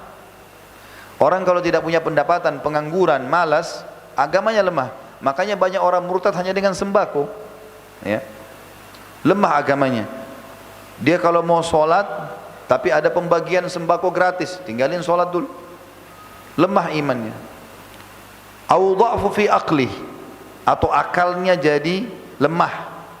Orang kalau pengangguran, malas, akalnya jadi lemah, tidak ada idenya. Tapi kalau antum berusaha di sini gagal, pindah lagi berusaha gagal, berusaha, nanti akan dari pengalaman ini akan banyak ide.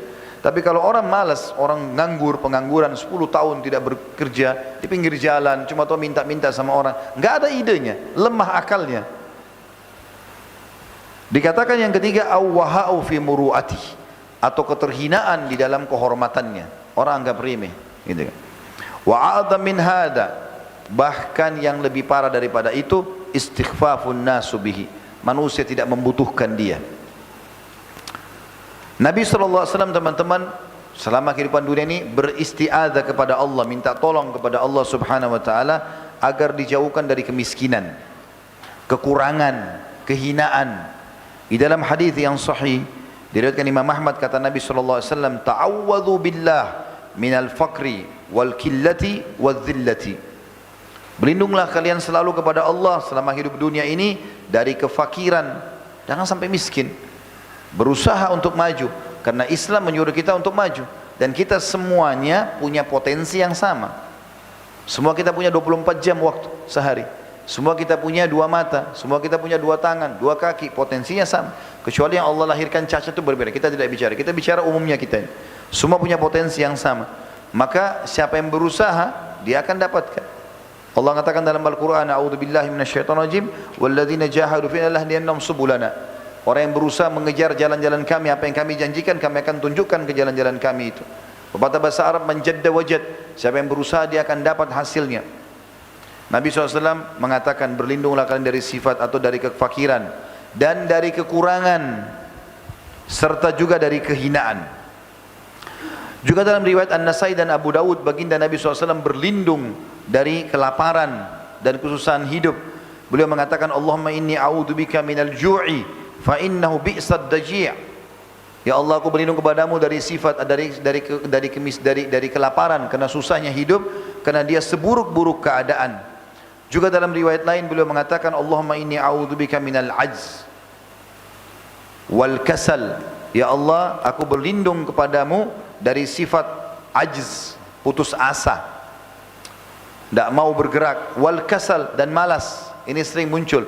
Kalau orang malas maka sering putus asa. Nabi SAW berlindung dari keduanya. Dan kita tidak boleh putus asa dari rahmat Allah. Imam Adz-Dzahabi rahimahullah masukkan dalam kategori dosa besar putus asa dari rahmat Allah.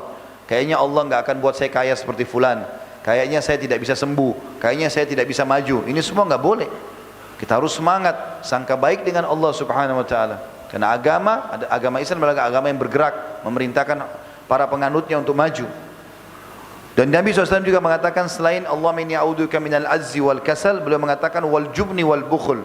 Dan jangan sampai juga aku jadi pengecut dan juga pelit. Wa galabatid daini wa qahlir rijal. Dan aku juga terlilit utang dan juga dikuasai oleh orang-orang. Jadi maksudnya terus menerus menjadi terikat dengan orang karena banyaknya utang, akhirnya orang bisa perintah sana, perintah sini, terhina di depan orang.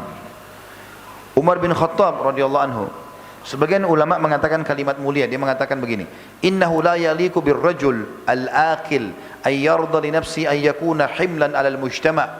Tidak layak bagi seorang laki-laki yang berakal, muslim, mukmin melalui dunia ini, dia ridho untuk dirinya menjadi beban bagi masyarakat.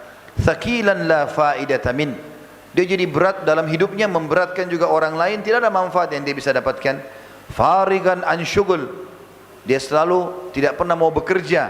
Yaqulu Umar radhiyallahu anhu, Umar berkata tentang masalah itu, inni la 'ala ar-rajula fayu'jibuni syakluh. Saya biasa melihat orang, kadang-kadang saya kagum melihat penampilannya. Faqila, ya, nam, fa idza sa'altu, pada saat saya tanya tentang apa pekerjaannya, Maka dikatakan kepadaku, la amalalah saqata min aini.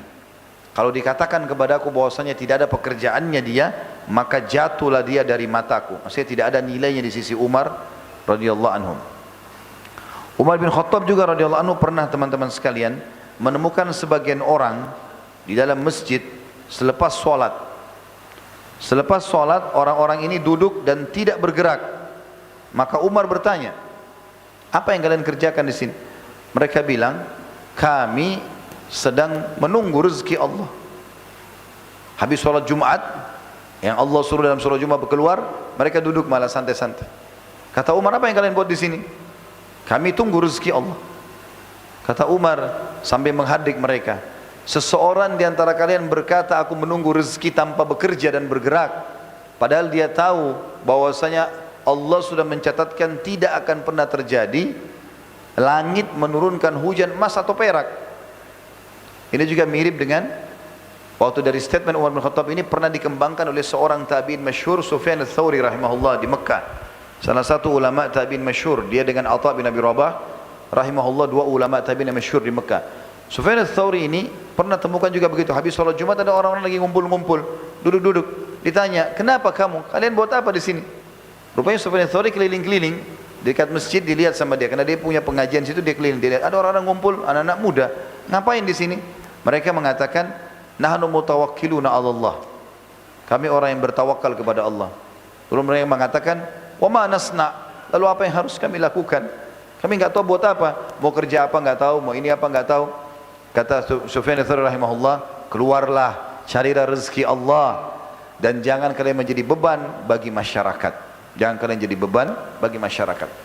Apa yang kita sampaikan dari awal sampai akhir, teman-teman sekalian, adalah dunia ini tempat sementara dan kita lalui. Dan seorang mukmin harus menganggap dunia ini tempat berlalu.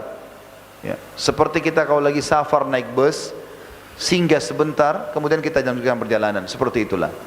Dunia boleh dinikmati, tapi untuk menikmati untuk ditunggal menuju ke akhirat. Ya. Dunia kalau masjid, rumah yatim, apalah amal soleh, bantuan, dermawan, maka Allah Subhanahu wa taala akan murahkan bagi dunia itu dan dia membawa pada akhirat. Jadi jangan pahami seperti saya bilang tadi, oh kalau kita bahas dunia itu berhina, bahkan lebih daripada bangkai, berarti kita tidak usah lagi mencari pendapatan kita. Kita sampaikan kemudian dari syar'i, baik dari hadis Nabi SAW, dari ayat-ayat Al-Quran, juga dari sejarah para salafus saleh tentang pentingnya seorang mukmin untuk bergerak. Oleh karena itu, teman-teman sekalian, kita menggarisbawahi bahwasanya zuhud adalah mendahulukan akhirat dari dunia. Kalau antum bekerja silakan, punya toko, punya segala macam, tapi ingat, punya toko ini kalau azan tutup, berhenti dulu, dahulukan akhirat. Transaksi selesai. Ya, dan kita berharap satu waktu pemerintah kita bisa punya peraturan seperti itu. Kayak di Saudi misalnya, azan harus tutup. Kalau yang tidak tutup didenda oleh pemerintah Saudi. Makanya kita kalau pergi umroh atau haji, kita lihat toko-tokonya orang dibuka, bahkan tidak ditutup, kadang-kadang ada cuma ditutup sama kain atau dibuka begitu saja. Enggak ada juga orang berani mencuri karena tangannya akan dipotong. Syariat Islam berlaku, gitu kan. Juga teman-teman, saya ingin titik beratkan poin penting. Kalau antum jadikan dunia, insya Allah kita tutup dengan statement seperti ini, kita buka pertanyaan setelah itu, mungkin akan berkembang dengan pertanyaan insya Allah. Kalau antum mau grafik usaha antum di dunia ini berjalan, kehidupan antum selalu dipenuhi oleh Allah Subhanahu wa taala, maka tidak pernah berpisah, tidak akan pernah dipisahkan antara prestasi dunia ini dengan urusan sosial, nggak bisa ketemu. Harus antum pertemukan dengan akhirat ini. Misal kita buka restoran, nggak usah pikirkan selalu keuntungannya, tapi bagaimana ada di antara makanan itu yang antum bagikan kepada orang lain. Punya toko pakaian, bagikan pakaian kepada orang lain. Yakin dengan izin Allah grafiknya akan naik. Dalam sebuah hadits Bukhari disebutkan bahwasanya ada dua orang dari Bani Israel, kata Nabi SAW dulu, dua-duanya bersahabat dan kebunnya bersebelahan. Pas lagi musim peceklik, panas sekali. Semua orang berharap turun hujan. Kata Nabi SAW, lalu lewatlah awan di atas kebun salah seorang dari keduanya. Dan dia mendengarkan suara dari awan itu mengatakan, turunkanlah hujan di kebunnya fulan. Ternyata fulan ini disebutkan nama temannya di sebelah. Maka dia pun mengikuti awan tersebut, betul-betul awan itu mampir di atas kebun temannya, turun hujan. Yang lain tidak hujan, cuma dia saja, cuma temannya saja. Lalu kata Nabi SAW, orang ini tadi bertanya pada temannya, apa yang kau lakukan dengan kebunmu? Sampai pada saat kami lagi nunggu hujan, peceklik, cuma kau yang dapat hujan. Jawabannya dia sederhana, aku membagi pendapatanku menjadi 3 bagian. Pendapatannya, bukan modalnya, pendapatan. Begitu dapat untung dibagi 3 langsung. Sepertiganya aku sedekahkan. Yang paling pertama itu, sosialkan dulu. Sepertiganya aku berikan buat keluargaku. Sepertiganya aku kembalikan kepada modal usahaku. Gara-gara itu grafiknya naik terus. Bahkan lagi musim peceklik pun, musim panas Allah berikan hujan buat dia. Maka perlu difahami teman-teman. Saya tutup dengan kisah ini. Ada seseorang di Saudi, kisah nyata. Dia buka toko selimut. Selimut ini mahal-mahal. Kalau saya tidak salah, dalam kisah itu dikatakan sekitar 100 rial ke atas lah, atau 200 rial ke atas harga selimutnya. Ada satu orang miskin masuk. Dia tidak tahu tentang harga selimut situ. Dia bawa uang 100 rial saja. Kalau kita mungkin 350 ribu uang. Toko ini kalau tidak salah 250 rial satu selimut. Harganya paling murah sampai ke atas. Jadi 1 jutaan ke atas. Memang toko mewah gitu. Datanglah orang ini, langsung dia dengan polosnya mengatakan kepada pegawai-pegawai yang ada di situ, saya mau beli selimut, saya butuh 4 selimut. Buat saya, buat istri saya, buat anak saya 2 orang. Musim dingin. Uang saya 100 real. Ada enggak selimut bisa dapat 100 real 4? Maka pegawai-pegawai situ langsung mengatakan tidak ada. Tapi sebelum mereka sebutkan harga-harga selimut di situ, pemilik dari tempat ini datang lalu mengatakan, kasih isyarat pegawainya biar saya yang layani. Lalu dia bilang sama pegawainya, dia bilang sama orang itu, bapak mau cari apa? Kalau bahasa kita ya, mau cari apa Syekh? Ditanya. Syekh itu orang Arab kalau mengatakan bisa orang yang kaya raya, bisa orang yang tua, bisa orang yang alim, tergantung keadaannya. Jadi tidak selamanya Syekh itu berarti orang alim, ya. Maka dikatakan Syekh itu orang tua juga, ya. Biasa orang Arab itu kalau masih muda, lalu dia jalan agak pincang, teman-temannya olok mengatakan, kamu ini seperti Syekh. Lalu keluar pepatah bahasa Arab, lastu bi syekhin innama syai'u ladzi yadubbu dabiba. Aku bukan orang tua, tetapi orang tua itu yang menarik badannya dengan tongkatnya. Dipanggillah, ada apa Syekh? Syekh ini kayak orang tua gitu kan, dihormati. Dia bilang, saya mau beli selimut 4, tapi saya punya 100 real saja, nggak ada uang lagi. Saya punya, mau beli ini. Ada nggak selimut? Kata yang punya toko, ada. Silakan ambil selimut yang Anda suka. Hampir selimut ini mana saja pilih, silakan. Orang ini tidak tahu tentang harga berapa selimut tersebut. Lalu dia pilihlah selimut-selimut di situ sepuasnya. Mungkin ada yang di 250 real, ada yang lebih daripada itu, mungkin sudah sampai ribuan real. Diambillah sama dia. Lalu pemilik toko yang tunggu di kasir. Orang ini nggak tahu kalau ini pemilik tokonya. Pada saat bayar di kasir, diberikanlah, diterima 100 real, dikasihlah semua selimut. Lalu orang itu pergi. Dengan gembira dia pergi bawa selimut. Dia tidak tahu harganya ini selimut. Waktu sudah pergi, si pemilik toko panggil semua pegawainya, lalu dia katakan, pasti ada hal-hal yang kalian ingin tanyakan. Kata mereka, iya. Kami ingin tanya, bagaimana Anda bisa jual selimut yang minimal harga 250 real, 1, Anda jual 100 real 4. Gitu kan? Apalagi dia bisa ambil selimut yang lebih mahal daripada itu. Kata dia, tadi itu yang datang, saudara kita muslim, dan kita tahu dia butuh, maka kasih kebutuhannya. Lalu salah satu pegawai bilang, tapi kenapa Anda tidak kasih gratis saja? Kenapa Anda masih ambil uangnya? Kata dia, bedakan, ini kalimat penting ya, bedakan antara orang datang minta dengan orang mau beli. Kalau orang minta, kita kasih. Tapi karena dia mau beli, biarkan dia keluar dari toko ini dalam keadaan mulia. Biasakan itu dilakukan, ya, dengan kebaikan-kebaikan ini. Dan insya Allah akan lebih jauh nanti kita akan bahas biidnillah bahasan selanjutnya. Mungkin di pekan baru nanti insya Allah nanti malam tentang masalah kaya dengan bersedekah, gitu kan.